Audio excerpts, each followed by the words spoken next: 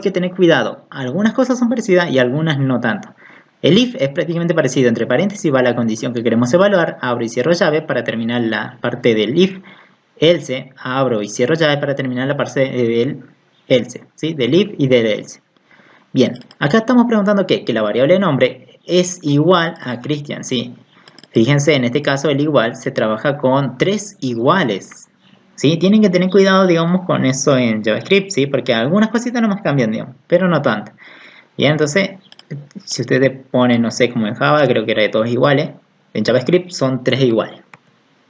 ¿Sí? Tengan cuidado. Sí, algunas cositas, y si no la buscan en internet, ponen en Google cómo hacer, no sé, comparar un valor en JavaScript y ahí le va a dar los operadores. ¿Sí? También lo vimos en el curso, ¿sí? Los operadores que hay de JavaScript.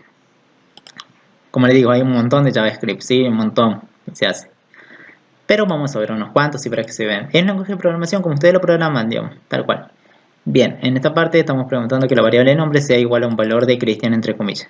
Si esto cumple, prácticamente le estoy un alert. ¿Qué significa el alert? El alert me permite mostrar a mí un dato por la pantalla, ¿sí? En un mensaje, ¿sí? Que aparezca aparte. Por ejemplo, yo tengo mi diseño, ¿no? Esta página, entonces va a aparecer un cuadrito, un campo, ¿sí? Flotando, que va a ser un mensaje de alerta nada más, un mensaje, así como un pop-up. Bien, un mensaje emergente. Bien, le escribo éxito al registrar. En caso contrario, prácticamente no se puede registrar. Hasta ahí se entiende, capturamos los datos, los mostramos por la consola, por la terminal y luego hacemos una comparación con el if para que vean que se puede. Luego, bien, hasta ahí tenemos esa parte. Sí, vamos a sacar esta, bien. Sí, esta parte. Bien. Hasta ahí, ¿se entiende esta función guardar? ¿Qué va a hacer? Bueno, guardamos.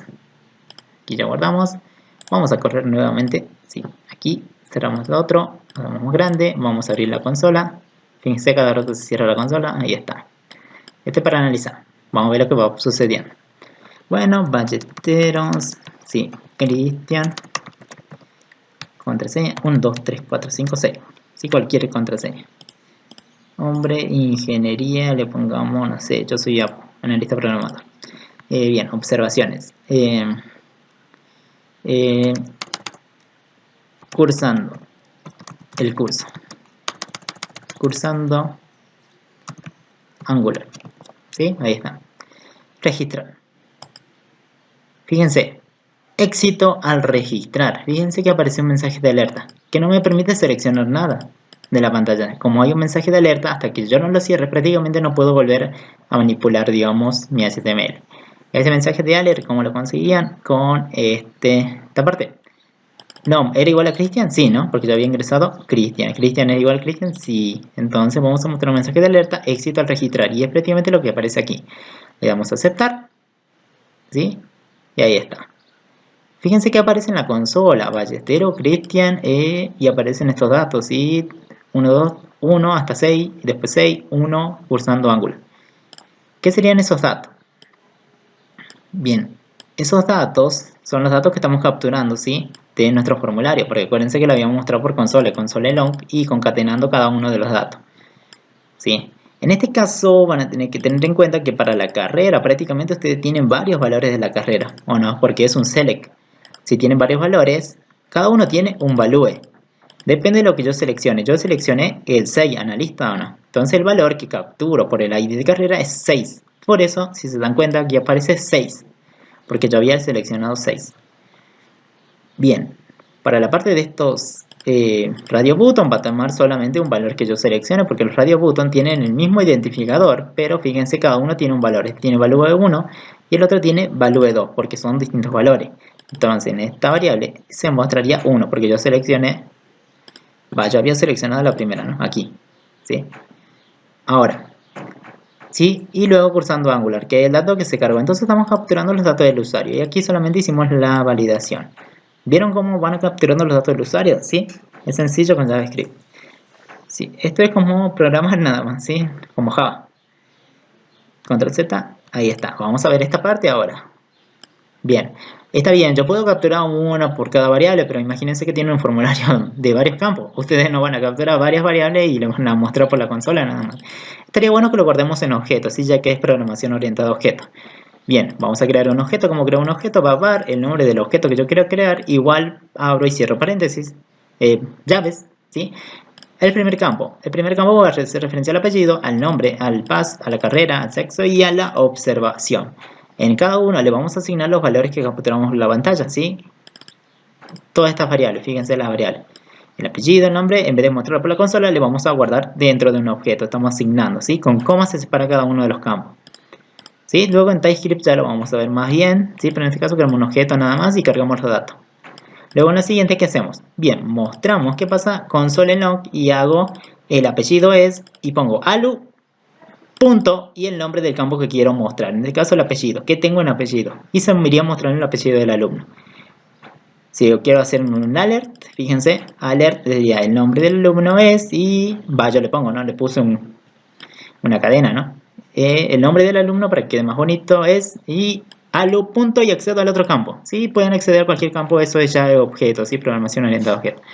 Sí, con el punto pueden acceder a cualquiera de los atributos del objeto.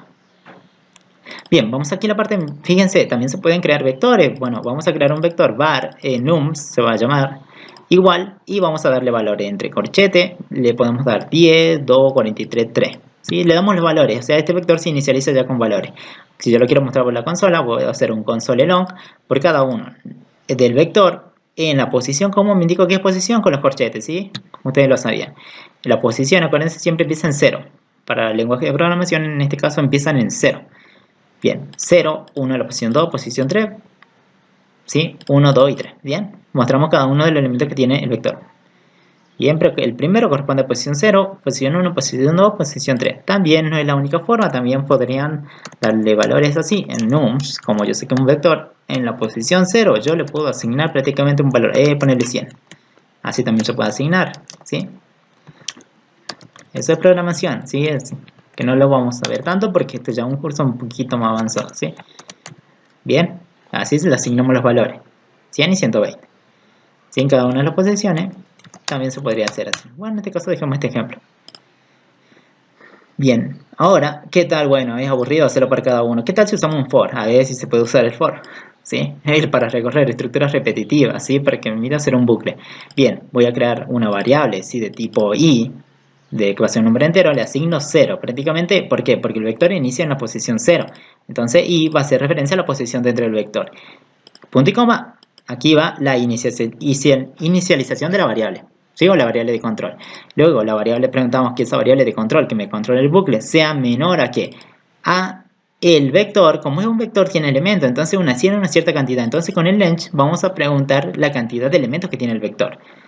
El i tiene que ser siempre menor a la cantidad de elementos que tiene el vector. Luego vamos a hacer el incremento para la siguiente iteración.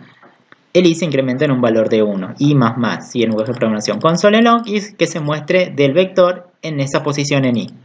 ¿Sí? Que es mucho más fácil que estar mostrando uno por uno, ¿sí? Para que probemos el for, a ver si funciona, ¿sí?